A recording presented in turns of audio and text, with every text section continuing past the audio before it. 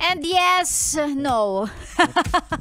It's not raining right now. Oo, at sana wag naman. Wag naman, B. Sana wag namang umulan. Oo, ganda-ganda ng araw sa labas eh. Diba? Lalong-lalo na yung mga maraming plano ngayong parating na holiday, diba? Sa mga dadalaw sa mga mahal nila sa buhay, ngayong undas. Opo, mas maganda pong tayo na po ang dumalaw kesa po sila ang dadalaw sa atin. Pili ka, ano ba gusto mo? So yes, sana sa pagdalaw natin sa ating mga mahal sa buhay, no, sa pag-alala natin sa mga mahal natin sa buhay ngayong araw ng undas, sa darating na undas, no, sana makisama ang weather. Ang hirap naman ng nasa sementeryo tapos nag-uulan, di ba? Oo, ganyan. Wala lang, chika ko lang. Sexy Megan pa rin po ang inyong kasama. Welcome back sa radio show ninyong walang title.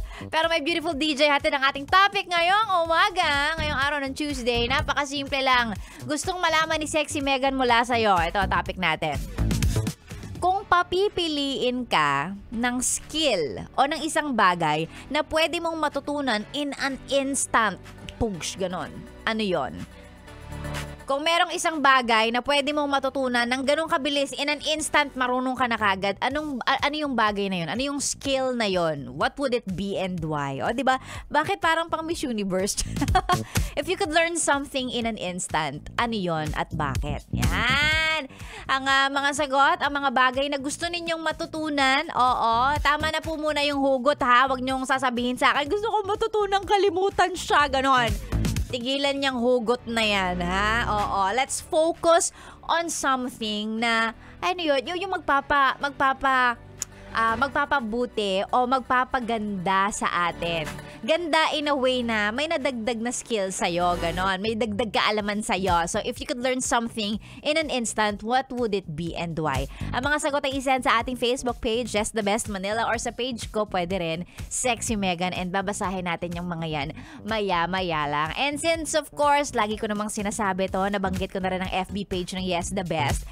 Eh di ito mo na, diba? Pagpunta mo sa Yes the Best Manila Facebook page, panoorin mo na yung mga videos na pinapost namin dyan. Ganon. Pag hindi ka pa nakontento, punta ka na rin sa YouTube. May YouTube din kami. Ganon, ha? Follow, like, subscribe sa lahat ng mga social media accounts ng Yes the Best para updated ka sa lahat ng mga ganap namin. Napakadami. Lalong-lalo yung mga promo-promo. Diyos ko, sumali na kayo, ha? Oo. Kasi kami, kung pwede kaming sumali na rin kami, kaya lang hindi. So, ikaw na lang. Of course, para sa mga mahilig kumanta, meron tayong Yes the Best Singer on the Air. Ayan, sa huling buwan, of course. Hanggang December yan, sa anniversary ng Yes the Best. So, buong November, pwede pa kayong humabol, pwede pa kayong sumali. Kaya go, go, go. Yes the Best Singer on the Air, grand prize natin dyan, 100,000 pesos lang naman. Ha? Habang papalapit yung grand finals yan, kinakabahan na kami kasi baka kami pala yung mag-aambag-ambag para sa 100,000. So, besali ka na, ha? And of course, meron din tayong Yes the Best It's Your Birthday para naman sa mga mahal nating PUV drivers. Pag birthday nyo po, birth year or birth month ninyo ang nabanggit ni Maria Morena, takbo na kayo kagad dito sa Yes the Best booth pag kayo ang pinakauna sa inyo ang 1,000 pesos. O diba, easy money. Yes the Best It's Your Birthday po yan. Sa oras ni Maria Morena, 12 ng tanghali hanggang alas 3. Ganon. Si Sexy Megan pa rin po ang inyong kasama hanggang mamayang alas 9.